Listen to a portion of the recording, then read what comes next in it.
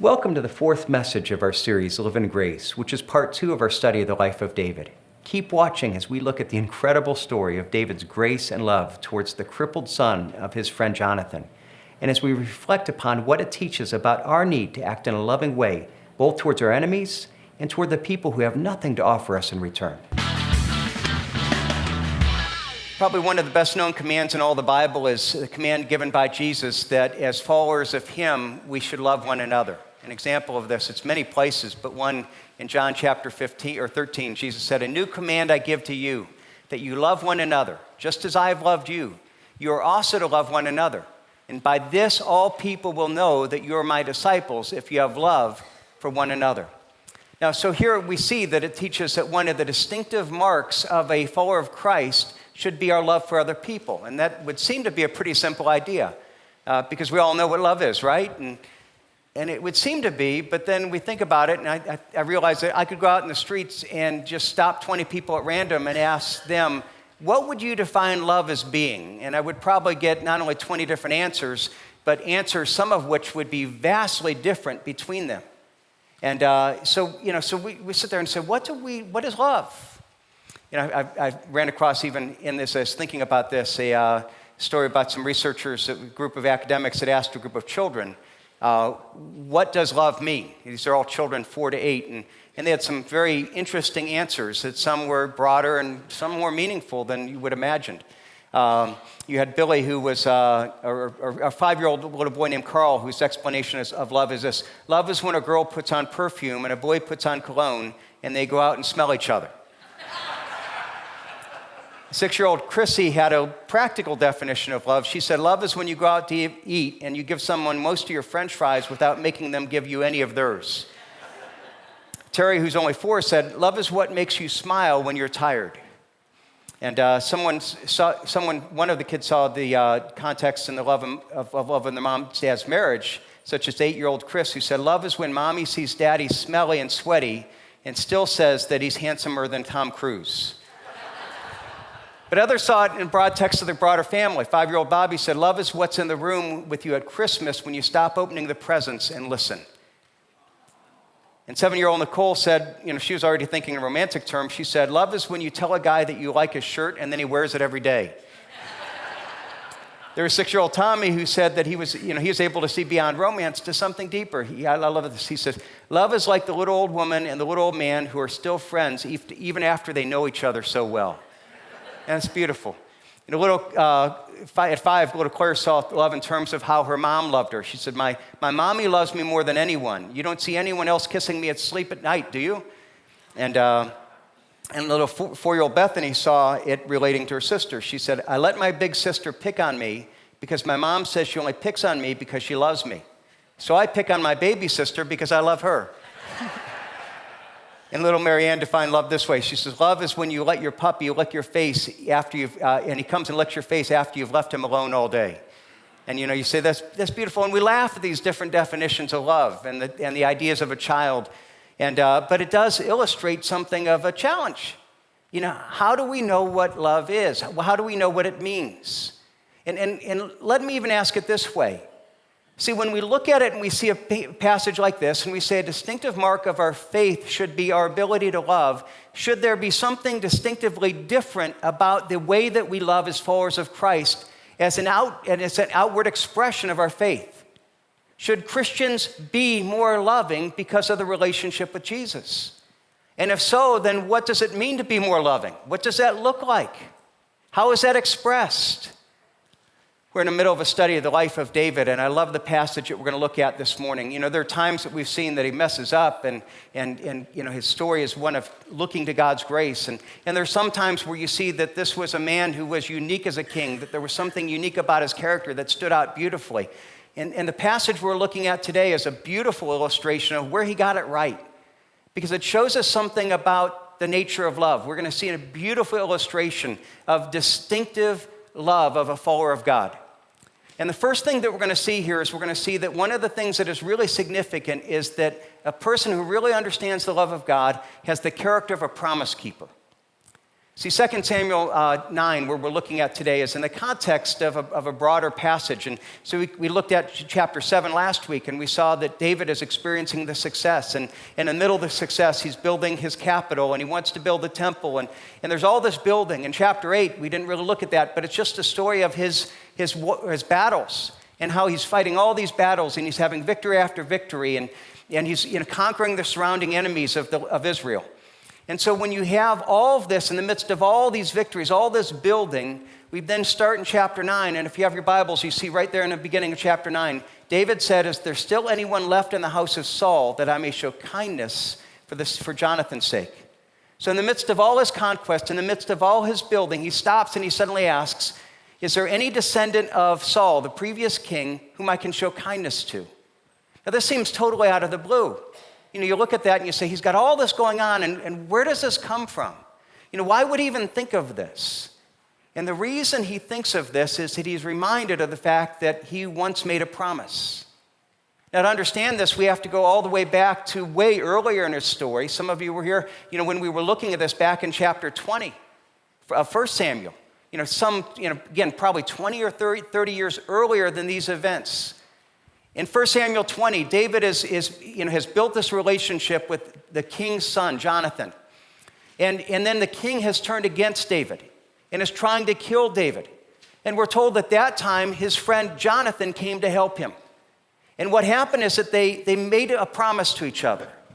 See, look what it says in 1 Samuel 20, starting in verse 13.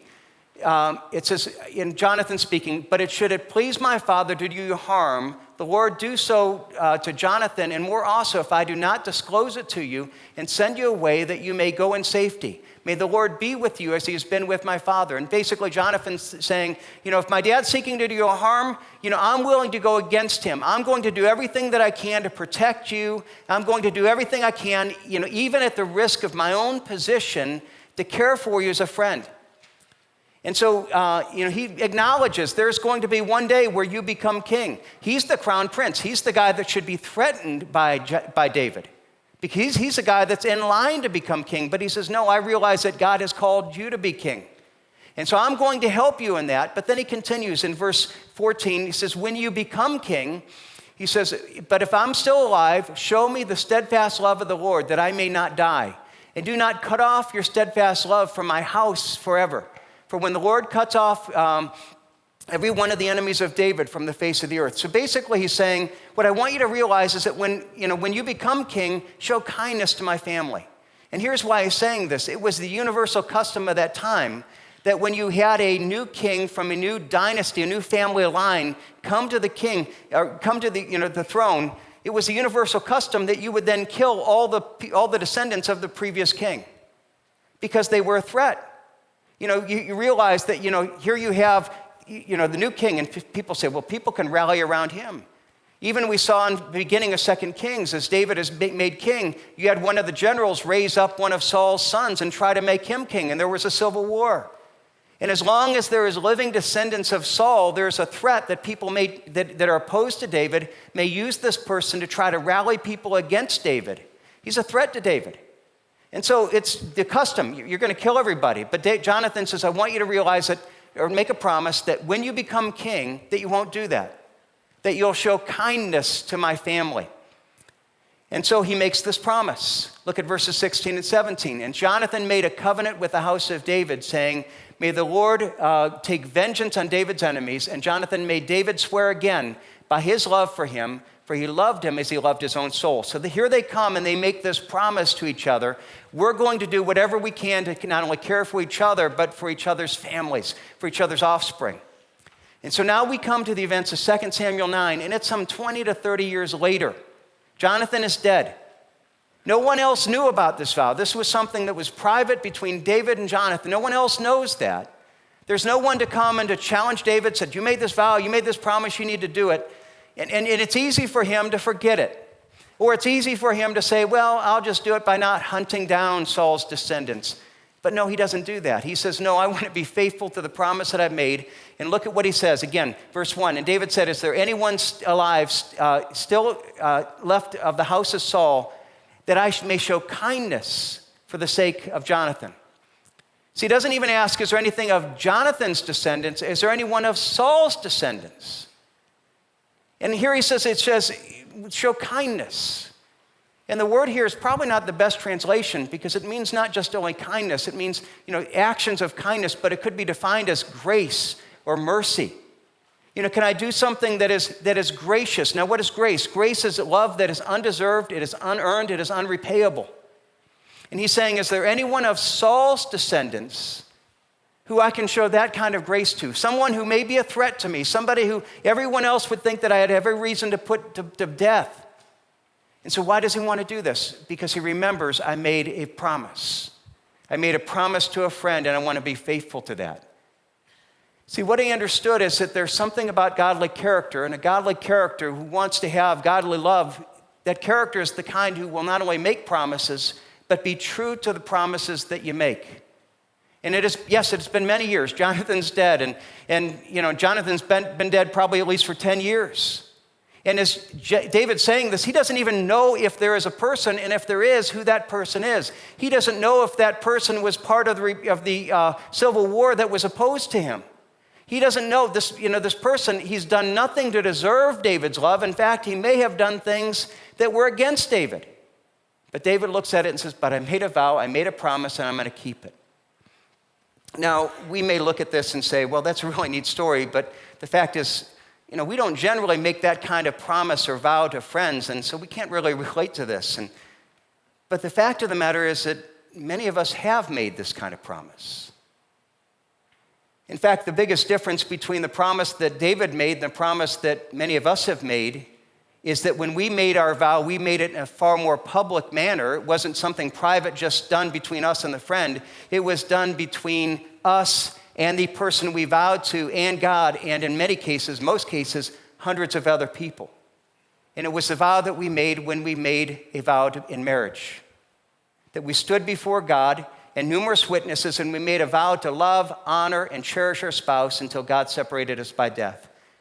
Now, what we've got to realize is that it was not only a vow that we would stay in the marriage, that we would not commit adultery. It was not just a vow, not just to pursue divorce. It was a vow to love your spouse, to love, honor, and cherish, to show grace and mercy. And like Jonathan and David's promise to each other, the vows that we made were really a vow of unconditional demonstration of gracious love. It's unconditional. There were no conditions. It wasn't that we stood up and say, well, I vow to do this as long as they do that, or as long as I feel. There was no as long as.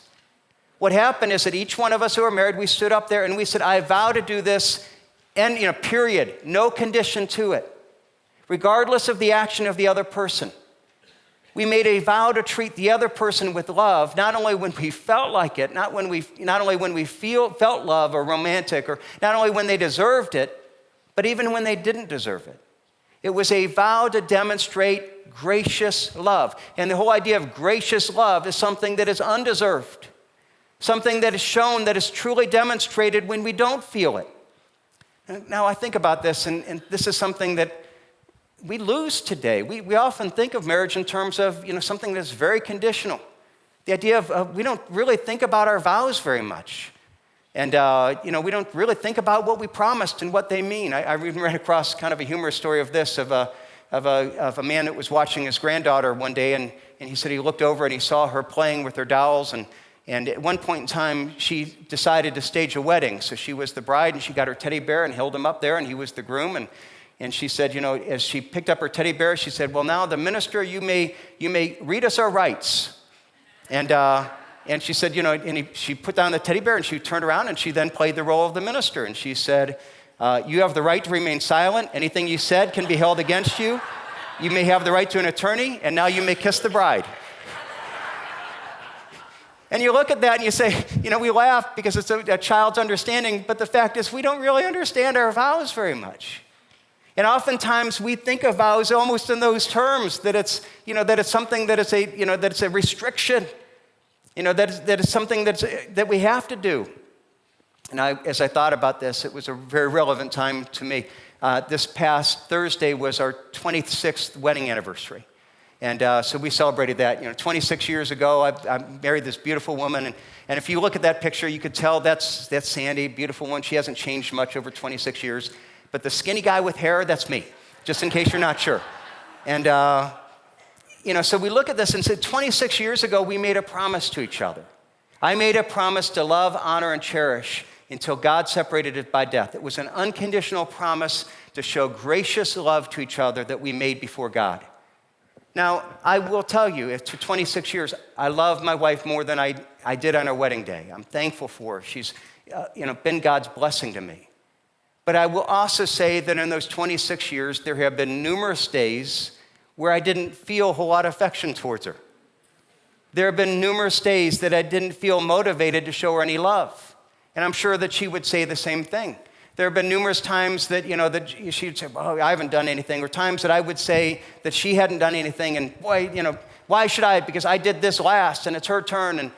And the fact of the matter is that's the reality for any of us who are married. We're going to go through those times. But the fact is that I didn't vow to love her if I felt a certain way or if she treated me a certain way. I vowed to love her regardless. Now, that's something that I always don't feel. But here's the reality. We've got to understand that, that the true strength of our promise isn't revealed until it's difficult. The true strength of our promise of what we really believe, it's not revealed until it's difficult, until it's hard to keep those promises. And the fact is there are times that it will be hard to do it. But part of that is if I understand what it meant in the promise and the vow that I made, it means that there is no option of getting out. I'm committed to her. I love the wife of Howard Hendricks. She was asked once about divorce, and she ever considered divorce, and she says, divorce? No, I've never considered divorce. No, murder, yes, but not divorce. And we can relate to that. And the reality is that when we look at that and you say, the vow that we made was not to love as long as they love me back or as long as I feel like it, and it's no, I vow to love unconditionally, and it's a love that is defined by grace. And he said, but they don't deserve my love, and she hasn't done this or he hasn't done this. But remember, the whole idea here is grace. It's something that is unmerited. And these are hard words. But here, I'm going to go even further. When you understand this, here's what I believe that the Bible teaches. If you're a believer and you're married and you're not showing love towards your spouse, then any love that you show towards anyone else is something that you're pretending. It's not really love because you don't understand what love is. Now that's harsh, but that's what the Bible says. Look at 1 Timothy 5. If anyone does not provide for his relatives, especially for members of his whole family, he has denied the faith and is worse than an unbeliever. The fact is that no, it's something that if I can't show it there, then it reveals something of the lack of the true nature of my character. And it is hard, but the nature of love is something that stands the test of time, that is faithful to the commitment, even when we don't feel like it. Many of us had 1 Corinthians 13 read in our wedding. And what does it say there about love? Love bears all things. It believes all things. It hopes all things. It endures all things. Love never ends. And that's part of the mark of distinctive Christian love. But that's only one of them. We see here, continuing, David, an incredible picture not only of his faithfulness to a vow, of being faithful of a promise that was made, decades ago. But we see something else that is just incredible, and that's the unique nature of what we're going to call the grace-driven love. And what we see here is incredible. If you have your Bibles, let me just read the first half of chapter 9. And David said, "Is there anyone left in the house of Saul that I may show kindness for Jonathan's sake?" Now there was a servant of the house of Saul whose name was Ziba, and they called him to David. And the king said to him, "Are you Ziba?" And he said, "I am your servant." And the king said, "Is there not still someone in the house of Saul that I may show kindness of God, or the kindness of God to him?" And Ziba said to the king, "There is still a son of Jonathan. He is crippled in his feet." And the king said to him, "Where is he?" And Ziba said to the king, "He is in the house of Micah, the son of Ammiel of Lo-debar." And King David sent and brought him from the house of Micah, the son of Ammiel at Lo-debar. And Mephibosheth, the son of Jonathan, son of Saul, came to David and fell on his face and paid homage. And David said to him, Mephibosheth, and he answered, "Behold, I am your servant." And David said, "Do not fear, for I will show you kindness for your sake of your father Jonathan, and I will restore to you all the land of Saul your father, and you shall eat at my table always." And so he calls his servant. He says, is there anyone here that's still from the descendant even of Saul, not alone Jonathan? He said, yeah, there's one. There's one guy, he's crippled. We're going to come back to that in a minute about what that means. And he says, I want you to go get him. I want to show kindness. Now, here's what's amazing about this, is that he shows kindness in a way, and kindness and love in a way that's vastly different. It's something that is radically different, and this is what sets Christian love apart. You see, when we think of love in general, most relationships that we have are driven by a consumer value system. And by that, here's what we mean, is that when you think of it all, pretty much all of our relationships have a conditional element to it. If you do this, I will do this. Because I enjoy your time with you, I'm your friend. Because you've done this for me, I will do this for you. But if I continue to do that for you, and you don't do anything back, if I'm not getting anything out of it, why should I be your friend? And so there's a sense of all our relationships, our friendships, our work relationships, even in marriage, that's the way that most people see it. So when in marriage, people start to say, well, the other person isn't meeting my needs because I deserve to be happy and they're not making me happy, well, therefore I'm out. I have no obligation to give to them. It's a consumer-based perception of what love is. Is that if you give, then I'll give back. You want even an example of that in this season? Here, as we thought through, in humanity, kind of what the extreme example of what we thought love and kindness would be, you know who we came up with? Santa Claus. All right? But even Santa Claus is conditional love. It's based on merit. It has to be earned. It can be lost. Because if you're not good, you're not going to get his love. You're going to get his coal. You see, but even our ideal mindset of what it means to love has conditions. See, that's how the world loves. And when you think about the world, the fact is that there are people who have no relationship with God, no interest in God, no interest in the Bible, who love people, who have people that they love. And Matthew chapter 5, Jesus talks about this. Look at what he says. If you love those who love you, what reward do you have? Do not even the tax collectors do the same? And if you greet only your brothers, what more are you doing than others? Do not even the Gentiles do the same? And he's saying, here you have non-believers who have no interest in God, and they love their friends, they love their family, they love the people that do good to them. So what makes us different as followers of Christ? And Jesus calls us to this radically different lifestyle and says, here's what you're called to do, not only to love the people who love you, but I want you to love your enemies. I want you to love people who have nothing to offer you in return, that have done nothing good to you, even have done you wrong. And this is what not only Jesus says, this is what we see here in David. There's a challenge. How do we love our enemies? Not only the people that are kind to us and nice to us, but have a grace-driven love that we're able to love people that harm us, the people that treat us as enemies. Think about David here. Think about what he's doing here with Jonathan's son.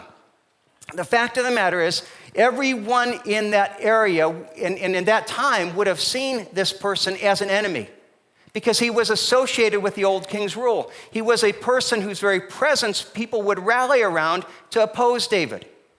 And the only way that David would ever be secure in his own rule would be to hunt down all the descendants of Saul, make sure that they're dead so that they could never be a threat to him.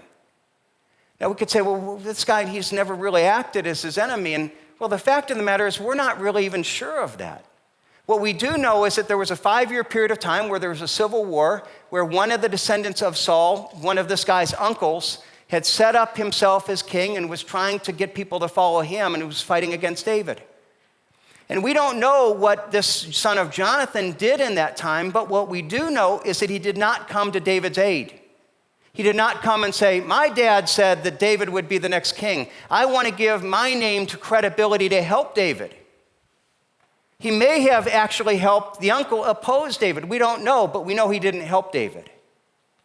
And so here you have this person that hasn't done anything to deserve it, may have done things to actually act as David's enemy, clearly is a threat to David. And David has every reason and the power to just not only ignore him, but to kill him if he wants. But instead, David empowers him, enriches him, and essentially adopts him. When he says, you're going to eat at my table, he's making him part of the family. See, this is what Jesus taught in the Sermon on the Mount. It's the principle that Jesus laid out explicitly. We saw a moment ago, Matthew chapter 5. And what does Jesus say there? He says, love your enemies, bless those who curse you, basically do good to those who hate you. Offer love to those who have nothing to offer. Look at 45. And he said, when we do this, we're sons of our Father who is in heaven, for he makes his sun rise on the evil and the good. He sends rain on the just and the unjust. He's not saying that this is a love that's blind, that we don't see the problem. We don't see people that oppose us, that, just ignore it and just love No, he says, no, love your enemies. Love the people that you know that oppose you, people that have evil intent towards us. We see them exactly how they are. We see them in their ugliness. We see them in their spitefulness and their hatred. And yet in all of that, he says, we still love. We're called to love. It's an intelligent love marked by the comprehension of what they are doing, but then is purposeful in its application. And we can sit there and say, but I can't do that. I don't have that kind. I love this person, but not that person. And what Jesus says, if you want to understand what it really means to love, it's that person that shows you the true nature of your love. Because everyone else, it's consumer. It's what they've earned. It's what they've bought. See, this is the kind of love when you're showing somebody love that they haven't earned it. In fact, they've earned the opposite. It's love that's driven by grace. And if you only love the people who do that, you're loving for profit. Your loving is a whole thing of what they've earned. What marks apart a true Christian as a follower of Christ is that we understand that, no, we have been loved by grace. We've been given love that we don't deserve. And then we show that love to others as well. It's not only that, sometimes it's those enemies, but then there's also a challenge of loving those who have nothing to offer us. Sometimes it's the enemy who has hurt us, but sometimes it's the person that has nothing to offer. They're the person that we can just be apathetic towards. We don't hate them, we just don't care about them. And why would we care about them? Because we're just wasting our time giving to them when they give nothing back to us. Now here's what you see when you look at this in David's life. Look back in chapter 9, verse 3. And the king said, is there not still someone in the house of Saul that I may show kindness of God to? And Zippah said to the king, there is still the son of Jonathan, and he is crippled in his feet. Now you got to ask, why does he start with this description? And the reason is this. He's saying, there's one, but he's a cripple. And what he's doing here is you've got to understand in that day, to be a cripple was the lowest of all social classes in that society. It was almost like being a leper. And no one that was a cripple could have any legal standing. It was somebody that was looked down on. And oftentimes people saw it as a curse of God. Well, they're crippled. They must have done something. And so the servant in a sense says, yes, there is this one guy, but he's crippled. You don't want anything to do with him. And David's response is, how bad is he? Or how did it happen? Or tell me about him. He just says, okay, where is he? This person that was rejected and seen as nothing by the rest of society. And David says, okay, I'm going to act in grace. And grace isn't picky. It isn't about whether he's valuable to anyone else or whether he can bring anything to me. If he's crippled and if he's nothing, if everyone has rejected him, what? God has shown his grace towards me. I want to show that grace towards him as well. He says, where is he? Look at verse 4. And the king, Zippah said to the king, he is in the house of Rybka, the son of Amiel, at Lodabar. Now, even here, that's interesting because we read that and we don't necessarily understand what that means. But here's what you realize. Lodabar is not a name of a city. Lo means no, and Dabar means pasture land. And so he's saying he's in this area which is known as no pasture land, which is basically the desert.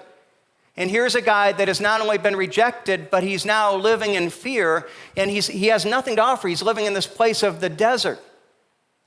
And he's probably there because A, because he's a cripple and people have rejected him, and B, he might be fearful of David because he realizes that every other king would kill any descendant of Saul.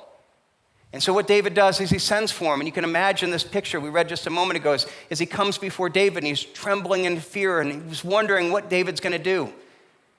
And suddenly, David says, you Miss Elizabeth, and he says, yes. And look at verse 7. David said to him, do not fear, for I will show kindness for your sake of your father Jonathan, and I will restore you to all the land of Saul your father, and you shall eat at my table always.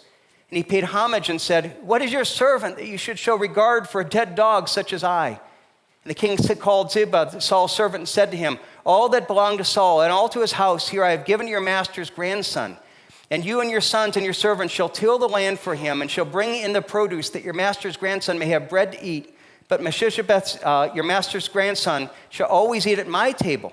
And Ziba had 15 sons and 20 servants. And Ziba said to the king, according to all that my lord the king commands his servant, so will your servant do. So Mephibosheth ate at David's table, like one of the king's sons.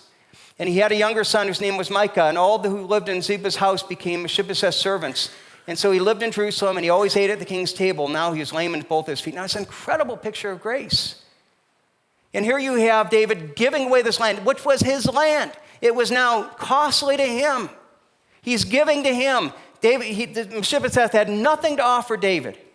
If anything, it could have been a rival. And yet David gave out of his own expense, gave of his own property, gave to this person who could have been a threat. And what you have is an incredible picture of gracious love, of love that isn't given because it's earned or deserved. It's actually given in spite of the fact that at times it may not have been. See, true love is given to people who didn't do anything to deserve it. True love is a love that looks at the people who have nothing to offer us and sees their need and loves them and gives to them, not because they can give anything in return, but because that's what grace does. And you sit there and you say, how in the world do we do this? How do we live with this love? Because the fact of the matter is we don't have it naturally.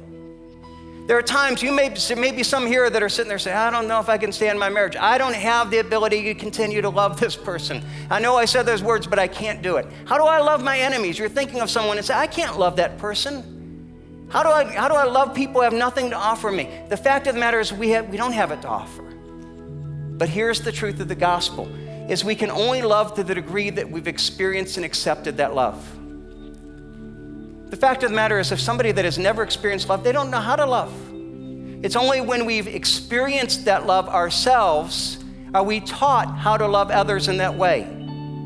So understand, this is why Christianity teaches a different kind of love than any religion even understands, let alone teaches. Because the whole nature of our relationship with God is based on grace. Because to be a follower of Christ, we experience this grace. See, all other religions teach that what you need to do is you need to do certain things and you earn God's favor. And if you've done these things, then you would be accepted. And so we have a love that we earn and that we receive because we've earned it. Christianity says that we cannot earn it. It's not something that we earn. It's something that there's none righteous, no, not one. There's none of us that have earned God's favor at all. In fact, it talks about in Romans chapter 5, while we were still weak at the right time, Christ died for the ungodly. Verse 8, but God shows his love for us, and that while we're sinners, Christ died for us. See, what we've got to realize is that you want to understand what it means to love this way?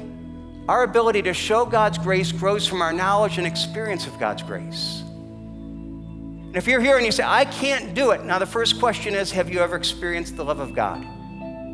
Do you understand that God invites you to a relationship not based on what you've done, not based on your performance, but based purely on his grace? Purely on the sense of saying, I know that you have fallen short, but I've forgiven you through Jesus Christ and his death on the cross. Are you willing to let me love you and forgive you and to accept you based on not what you do, but based on your admission that you cannot do it and acceptance of my free gift of grace? See, until you've done that, then you're going to look at this call to love in a gracious way, and it's going to seem like legalism and a call to a rule that you will never be able to keep, because you can't love this way until you've experienced this love. And if you've never experienced this love, I invite you to accept the invitation of God's gracious love today. And for those of us who have, there are times I say, I can't love in that way. But you know what? When I can't love in that way, I remember how I've been loved. When I think about, man, I just am so impatient. Boy, this person's hurt me so many times. I think about how many times did I betray Christ? How many times have I let him down? And how patient and gracious has been with me? And I remember what it says. This is my command, that you love one another as I have loved you. And so I remember of how he has loved me. And that's what gives me the ability to love others.